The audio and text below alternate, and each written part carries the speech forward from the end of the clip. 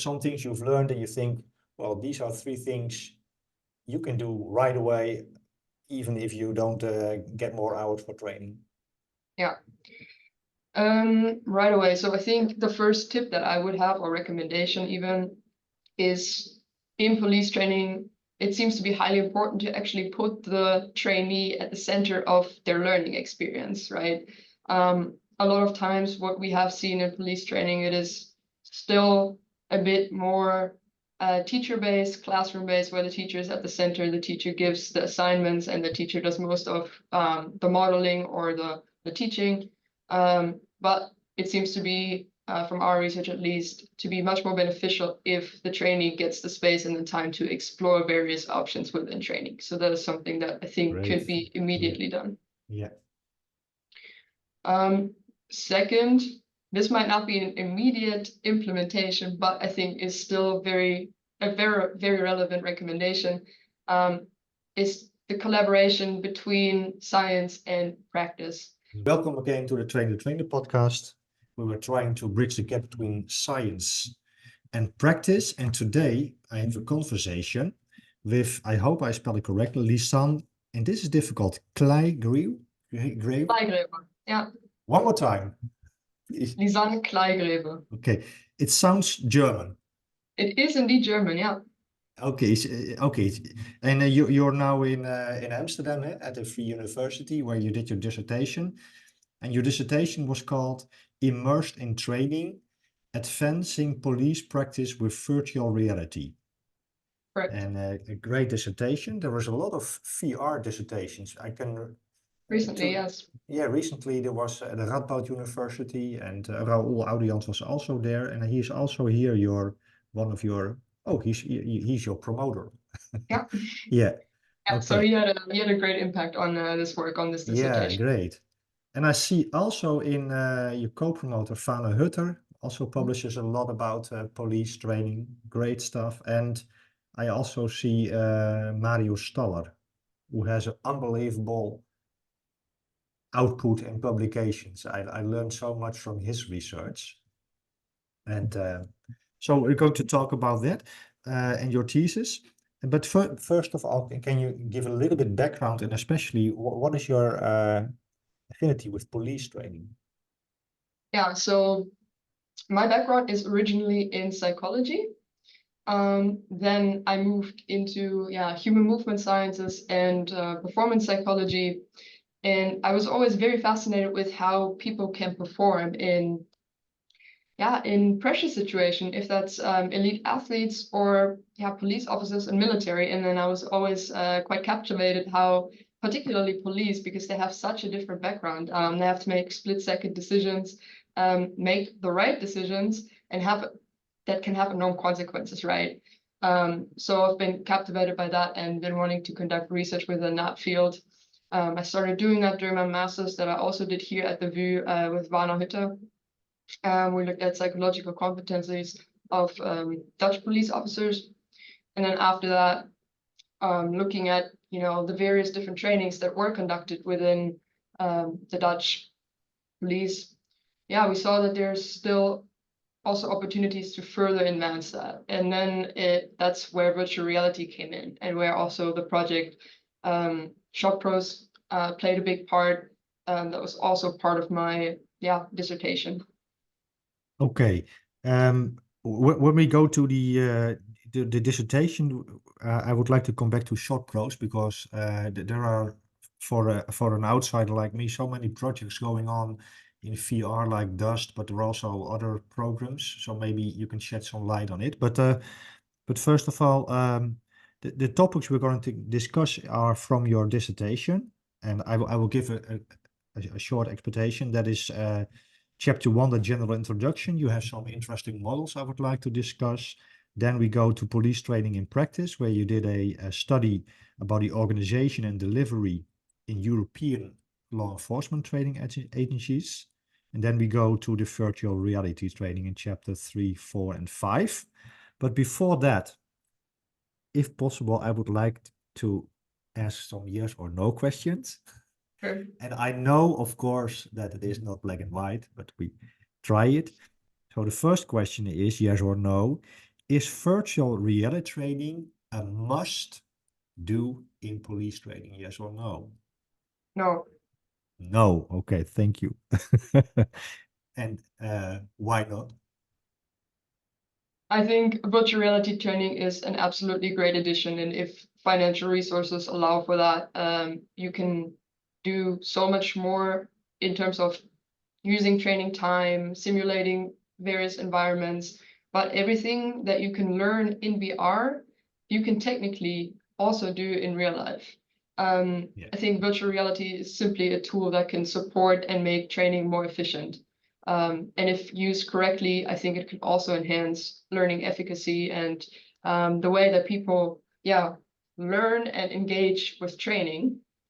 But it is not a must. Not a must. Okay, think we come back to VR, of course. And then the next yes or no question is pain necessary in training? And I mean by pain, you did a whole chapter about no pain, no gain. Yeah.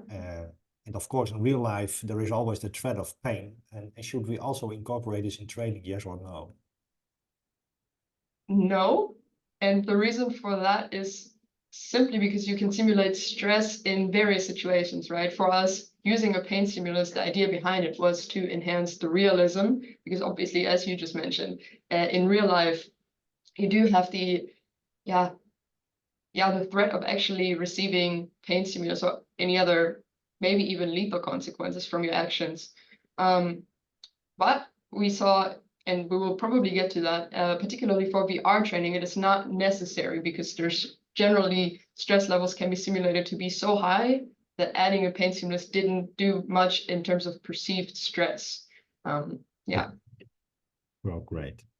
And the last yes or no is, I think this is the easy one. Can police training be improved? Yes. Yes. Otherwise, we shouldn't talk here, eh? Yeah. Correct. Okay. And now before before we go into the science, I have just one little topic beforehand, and that is, are there three, what is it called in English? Tips, advices. Yeah, tips is fine. Yeah. Tips is fine. Okay. Are there three tips police instructors can use today? What on the basis on what you have learned in all those research, and it doesn't have to be all a big theoretical models or whatever. But are there some things you've learned and you think, well, these are three things you can do right away, even if you don't get more hours for training? Yeah. Right away. So I think the first tip that I would have, or recommendation even, is in police training, it seems to be highly important to actually put the trainee at the center of their learning experience, right? A lot of times what we have seen in police training, it is still a bit more teacher-based, classroom-based, where the teacher is at the center, the teacher gives the assignments, and the teacher does most of the modeling or the teaching.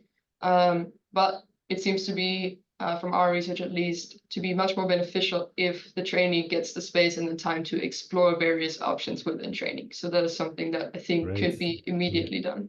Yeah.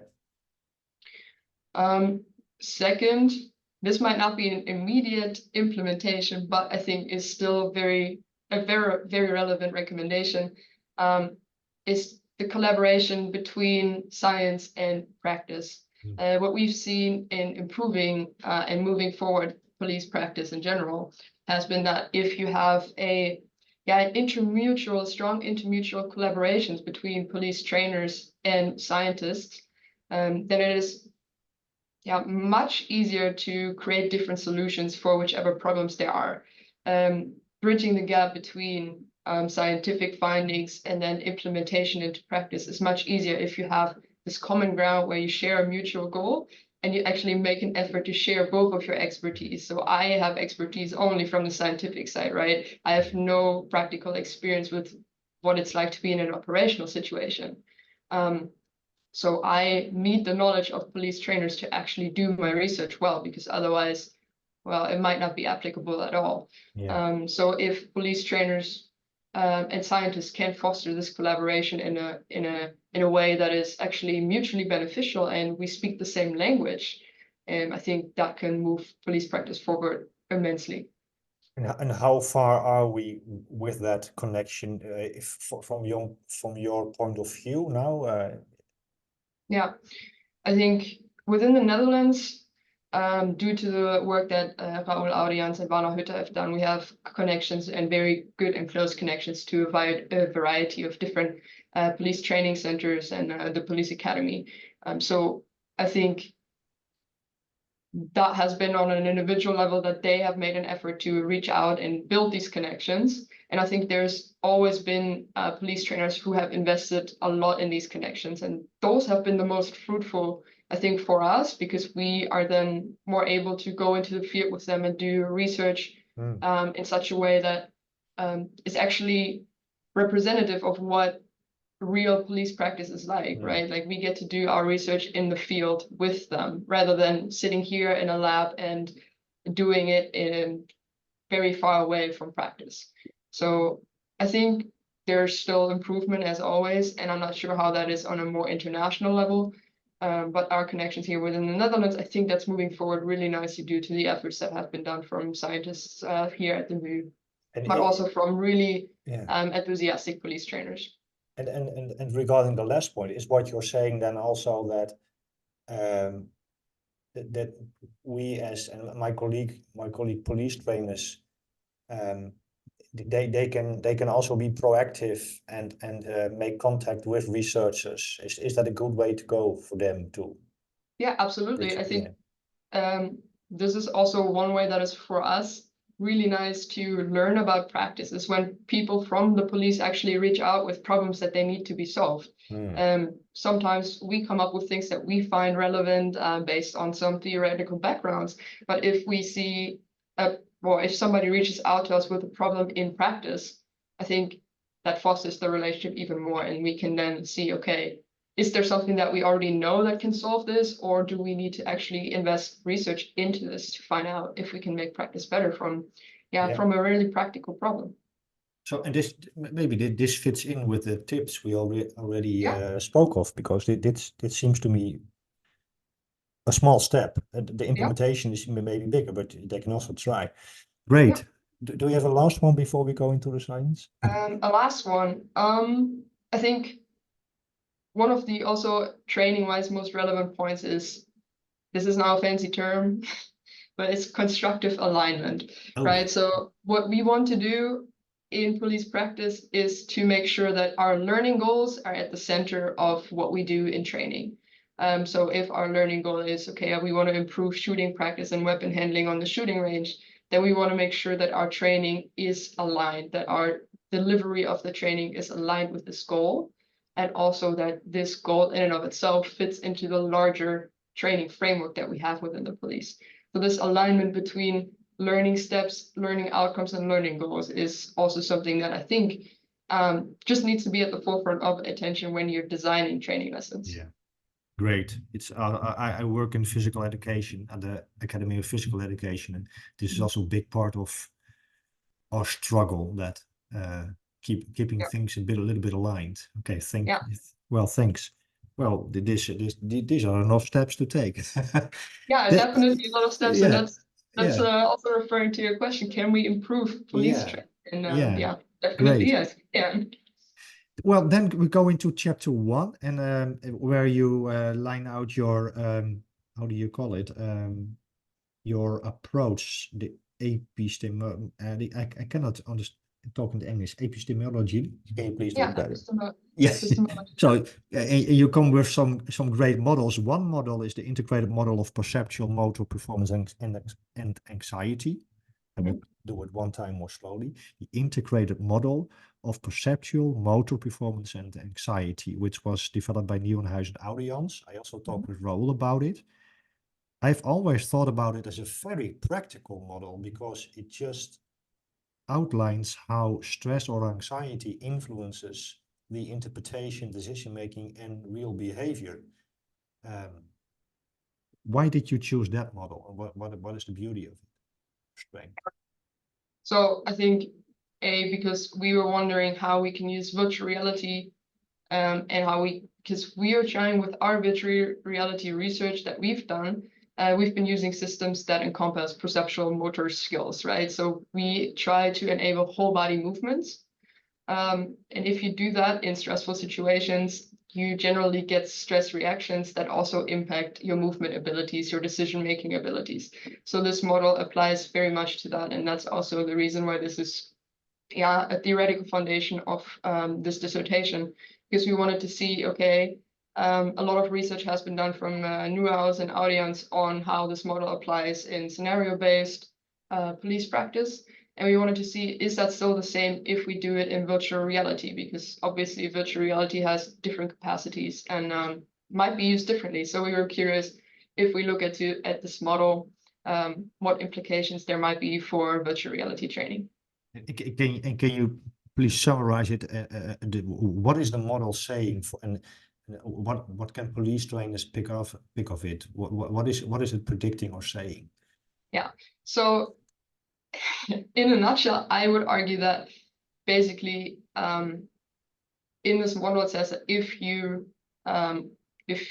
highly anxious or in a situation that elicits a lot of anxiety, the physiological responses that you have are generally detrimental. So oftentimes we see that people in highly anxious states, then their focus and attention goes to task irrelevant information. So information that is not necessary to solve this situation.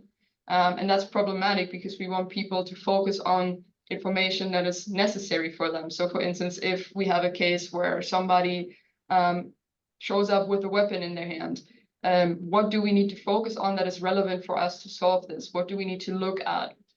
And this model basically says that if we invest additional mental effort, we can shift our attention from task irrelevant information to task relevant information. And this was actually rather interesting to see how that works in VR, because we've seen through our research that in VR, you invest more mental effort than you do in real life. And this mental effort in VR is not just to make this shift, but it's also to navigate the virtual environment, because that's generally new to people. Yeah. And the implication from that are then that we need to design VR differently, because in real life practice, you want to train to invest mental effort effectively to make the shift from task irrelevant to task relevant information.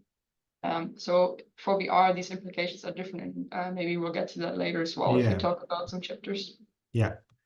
One thing I struggle with, and maybe you can help me a little bit, these days, because of my discussions in emergency medicine with, for example, Victoria Brazil and others, is that it seems to me that anxiety and stress are how do you call it, interchangeably, they are Used interchangeably, yeah. They are used like in the same way, like, well, it's stress or it's anxiety, it's all the same. But there are some papers out now and there are some ideas, and I feel a lot of sympathy for them, that stress and anxiety, for example, are not the same, in the sense that you can have a high arousal and be angry, or you can have high arousal and be frustrated or anxious. So is this model, is this anxiety sack? You know what I mean? I can be stressed but not be anxious. What is your thought about it? Yeah, I think terminology here is quite difficult to explain, because from a scientific perspective, obviously there's different definitions of anxiety as a cognitive state, and then we have stress from a physiological perspective as a physiological state. But here I would also go with you and say high arousal that leads to behavioral changes. So narrowing of your vision, for instance, that you have this visual tunnel. This is what is meant by, I believe, in this model. Yeah, okay. So it's a bit, today there's a lot of talk about the challenge and threat states. And I think it's the biopsychological model or something like that. And you can say that a threat state is more like the anxiety part, and a challenge state is you have high arousal, but you are, like going to solve the problem or something like that. But okay, yeah. Then you have, that is another topic, and internationally there is a lot of, especially in America, they are going with this model, is the representative learning design from, I think it's from ecological dynamics. I'm not sure. I Yeah. think so. Eh? Yeah. What is a representative learning design, and why is it important? I want to talk for trainers, not for scientists, but what is it? Why? Let's see if I can break this down in more practical terms. Yeah, so representative learning design, I think in that sense relates to how we can design our learning environment to be as close to the operational situations as we can get. So obviously that then in operational situations, we have a lot of dynamic and complex interactions with a lot of ambiguity. And what we then want to try to do in a practice situation is to mimic that. So instead of statically training a skill, for instance, if I train to use my baton to hit something, instead of repeating that in the ideal situation, we want to have a much more interactive training design with representative learning. So representative here means that it should be more representative of the task that we do in an operational situation, because highly unlikely is there a static person in front of you holding a pad that you can hit, right? It's going to be out of a dynamic situation in which you're first interacting probably verbally, and then you have to make the obvious decisions of, do I use my pepper spray or my baton? So in practice, the idea is that we use an interaction where making decisions is possible, different options and solutions to find are possible, just as is in operational situations. And that's I think in more basic terms what this means for us. And is it then the same as because in emergency medicine we talk a lot about fidelity, low fidelity, high fidelity, and these terms, representative learning design, is it always the same as high fidelity? What I mean by that, I mean, do we have to create the exact realistic environment? Because, for example, in the dust VR research from Karen Roulos, they found something very strange, that although they are shooting zombies and not realistic at all, it still transferred and it still was effective. Even more, I heard from Karen herself that when they used high fidelity, realistic designs, the learning effect was even worse. So what is this representative? Does it mean high fidelity? Sorry for the long question. Not necessarily. I think the importance in representative learning designs is that you sample the scientific terms constraints from the from the criterion environment. Yeah. And by that I mean the operational environment has some things in which which are relevant to constrain your actions in a training situation. So obviously you're not just gonna blatantly start shooting at somebody on the street unless there are certain elements that require you to. So these constraints should be sampled and then used in operational training. And that does not always have to mean that it needs to be, basically we need to go out on the street to practice. We can simulate these constraints in a training environment at the training center as well.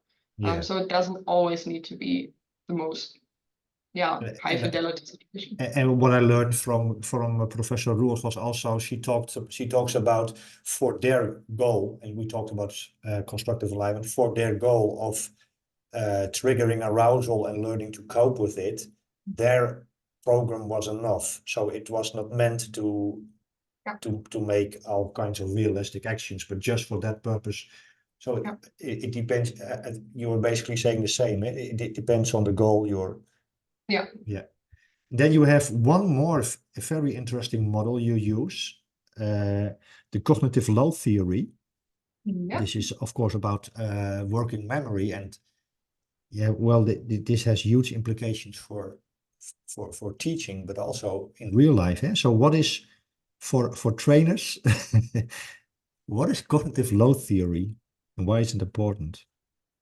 So basically, you have to imagine that we all have a limited working memory capacity, right? I can't just all of a sudden remember a very long strings of words. So we have to segment different different sentences, for instance, to make them so that I can actually remember and work with them in my working memory. And that also applies to police training. So we can't just throw a bunch of information at our trainees and then expect them to be able to handle this information and work with it effectively. At the same time, we should also not just make it so basic that they're under challenged. So we need to find the right balance of challenging but not too challenging, so that they can operate within like an optimal zone almost, so that they're cognitively not. Yeah, so we basically want to structure our, for instance, training instruction or the training environment in such a way that information is provided which is giving us enough that we can be working with that in the training environment. But it's not so much that we're completely overloaded and we don't know what to do anymore, because that's also not going to get us to our goal. Yeah. So basically, within cognitive load, we want to manage the amount of information that we receive, and we want to present it also in such a way that is actually helpful. Yeah. So for instance, to learn a motor skill, such as how to put on somebody's handcuffs, it's going to be much easier for trainees to learn that if somebody shows that to them physically, rather than just seeing a PowerPoint slide of a handcuff and then somebody verbally explaining how that works. Yeah. So that we also want to structure our information, how we teach it to somebody, in such a way that they can understand that better. And do you think did you see in training, or is your general impression that in teaching and training that sometimes we do not respect this cognitive load theory enough? Yeah, I think that's a big challenge of police training in general, because generally we train in groups, and in groups we have different people with different cognitive capacities. And to find the right balance of, okay, what is the optimal zone of how we can challenge somebody? So how can we adjust our training on how complex can we make our training so that everybody learns optimally? I think that's a big challenge. Yeah. And I do think that sometimes with a lot of classroom-based learning that is still being done in police, we're not finding the right balance. I think a lot of times it would be more applicable to try to bring over this information in a more practical way that is more relevant to the operations that they have to actually perform on the street. Yeah.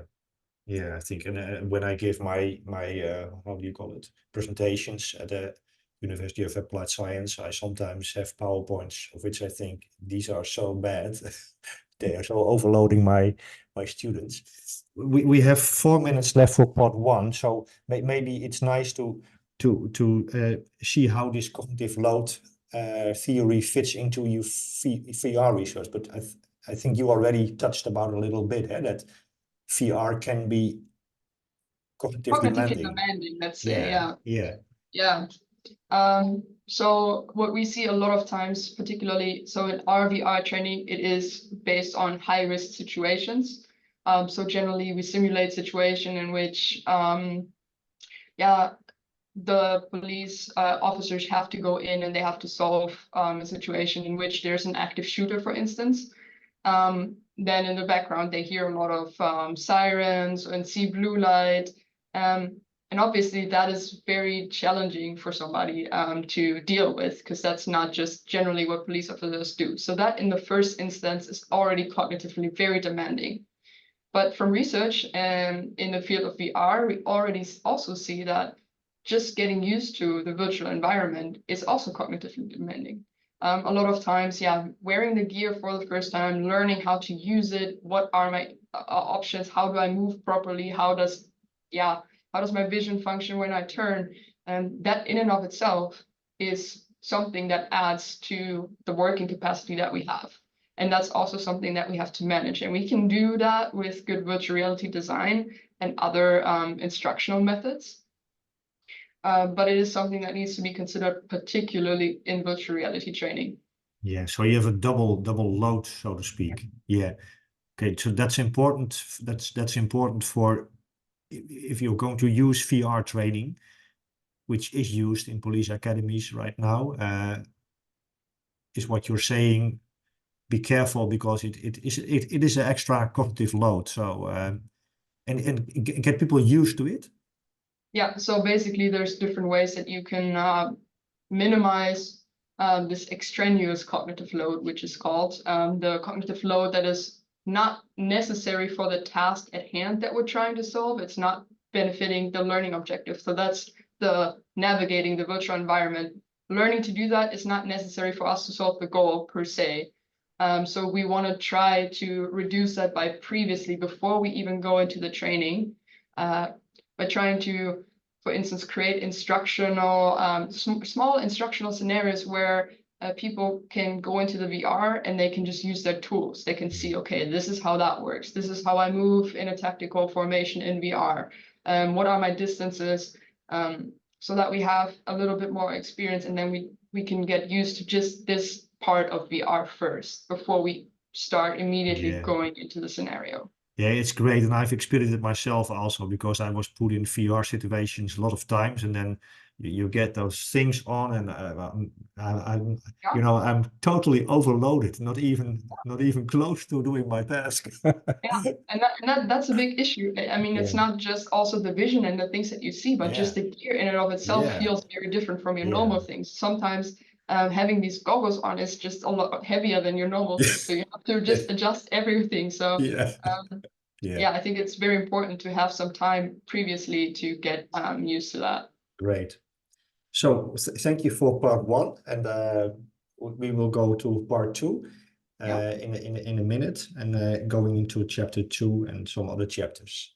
So yeah, I see you in a minute. sounds good.